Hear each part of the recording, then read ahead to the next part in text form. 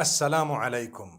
Each time I write InshaAllah in English, people comment saying you must separate these three words in shaa Allah and you must not write it together because it has a bad meaning. It means create Allah, and someone said this and someone said that and it's wrong and you cannot. Okay, let me explain. It's not like we don't know how to spell it.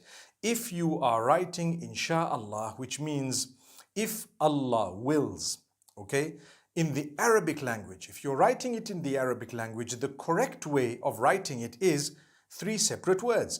InshaAllah. So InshaAllah. And when you're saying it, you say InshaAllah. Okay? So I'm writing it in the Arabic language. The correct way of writing it is three separate words. InshaAllah in the Arabic language. In any other language, if I am saying if Allah wills in English, I should write IF space ALLAH space WILLS. That's if Allah wills. Those are three separate words. But if I am doing what is known as a transliteration, which means it's Arabic, but I'm just writing it in another language for people to read it, I can write it anyhow, completely, for as long as it is readable to the people, legible, they can see it, they can read it. If you look at, the Malay language, they write InsyaAllah, the S-Y-A.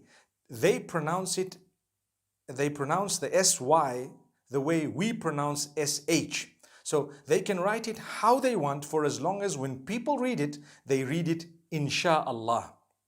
Because a transliteration means nothing. It is only making you read something. For example, I write Bismillahir Rahmanir Rahim. How should you write it? Come on.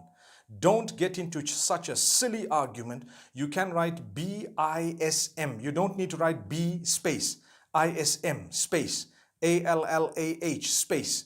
You just write B-I-S-M-I-L-L-A-H, Bismillah. It's okay. You don't need to separate it because it's just a transliteration.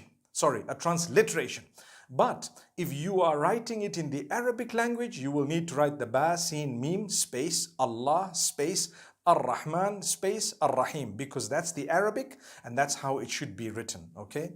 So I hope we don't argue with each other. Whenever you see it in the English language, please write it how you wish, for as long as it's closest to what is readable, for as long as it's closest to what you can actually, pronounce in the correct way. Some people write INSYALLAH because they speak Malay. That's fine. Others might say, why did you put a Y? Because that's how they pronounce it. I came across the name Khadija. In Turkish, some people spell it H-A-T-I-C-E. I would say Hatis for that. No, it's actually Khadija. In Turkish, that's the way they write it. So what? Subhanallah, let them write it that way. There is no one correct way of writing things. When people ask me, what's the best way to write this name I want to name my child? So I would give them what I think is the best, but that's not what the whole world thinks is the best. But in the Arabic language, there's only one way of doing it because it's an Arabic name or an Arabic word or an Arabic sentence.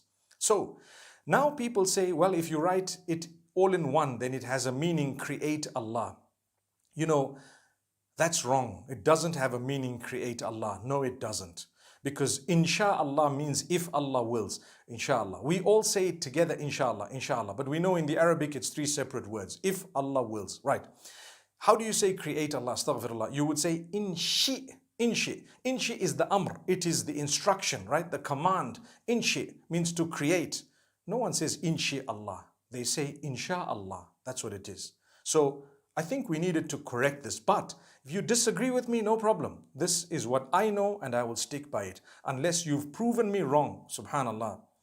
As far as I know, when it comes to sarf in the Arabic language, if you know a little bit of Arabic, it comes from ansha'a yunshi'u, and the amr is inshi. Thank you very much. It's not insha, okay? So may Allah make it easy for all of us. I think we should stop arguing about these things. And please, if you're writing it in Arabic, try and write it three separate words. And if you've written insha'a in one and Allah the next, although it's a mistake, but everyone knows what it means.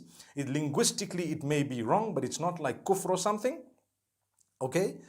Scholars have spoken about it to say if someone writes it this way, well, it's not kufr, and it's not something that's a serious blunder, a major sin or something. It's not even a minor sin. It's just not the best way or the most correct way of writing it from the rules of the Arabic language. But if you are writing it in another language, transliterating it from the Arabic, please write it however you feel it would be readable most accurately. May Allah make it easy. I spell it one word, InshaA,